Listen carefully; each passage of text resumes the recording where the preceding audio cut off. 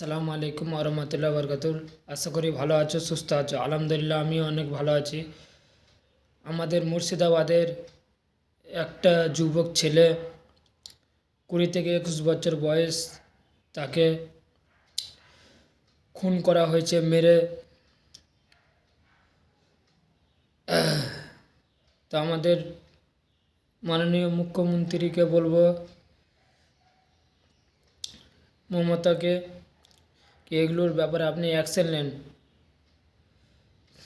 কেন মুসলমানরাকে এইভাবে খুন করা হবে, এইভাবে মারা যাবে মুসলমান? আর কতদিন এইভাবে মারবে সবাইকে? তো উড়িষ্যার যে রয়েছে তাকে আপনি জানান, আর যারা মেরেছে তারাকে কঠিন থেকে কঠিন শাস্তি দেওয়া হোক। তাদের আইনে তো শাস্তি দেওয়া হোক, যারা খুন করেছে এই ছেলেটাকে। একজনের মার কোল খালি হয়ে গেছে, একজনের বোনের তার ভাই চলে গেছে, এক বাবার ছেলে চলে গেছে। তো অবশ্যই আমি চাইছি কি তাকে শাস্তি দেওয়া হোক, যারা করেছে এইসব কাজ। যে ছেলেটাকে অনেক করে মেরেছে, ছেলেটাকে ওখানে কাজে গেছিলো, ছেলেটার দোষ কী ছিল, ছেলেটার ভুল কী ছিল? ছেলেটাকে জোর জবরদস্তি জয় শ্রীরাম বলালছে, বলে আবার আধার কার্ড ভোটার কার্ড সব দেখালছে, তাও ছেলেটার কথা শুনেনি। তাও ছেলেটাকে মাথায় বাড়ি মেরে পুরো শেষই করে দিয়েছে। তো অবশ্যই যারা মেরেছে তারাকে কঠিন শাস্তি দেওয়া হোক, এটা আমার আবেদন।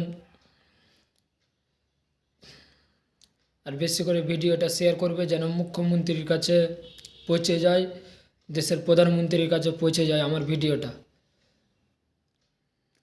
প্রত্যেকজন এই ভিডিওটাকে শেয়ার করবে বেশি করে। ভালো থাকুন, সুস্থ থাকুন। আর একটা কথা, যে ভাইরা মুর্শিদাবাদের কাজে গিয়েছিল উড়িষ্যাতে, তারা ভাই চলে এসো সবাই। নিজের বাড়িতে থাকো, নিজের এলাকায় থাকো, ব্যবসা করে খাও। দরকার হলে ছাগল ব্যবসা করো, দরকার হলে কাপড়ের ব্যবসা করো, দরকার হলে হাঁড়ি বাসনের ব্যবসা করো, দরকার হলে মাছের ব্যবসা করো, সবজির ব্যবসা করো। অনেক ব্যবসা আছে। উড়িষ্যা থেকে চলে এসো, দিয়ে এখানে ব্যবসা করো। তুমি নিজের দেশে তোমার ব্যবসা করো, নিজের জেলার ব্যবসা করো, নিজের মুর্শিদাবাদে ব্যবসা করো তুমি। তো সবাই ভাইরাকে বলবো কি তোমরা উড়িষ্যা থেকে চলে এসো সবাই ভাই। তারপরে আমাদের পশ্চিমবাংলায় যতটা উড়িষ্যার লোক আছে সবকে তারাও লাত মেরে, কাউকে থাকতে দেবে না আমাদের পশ্চিমবাংলাতে।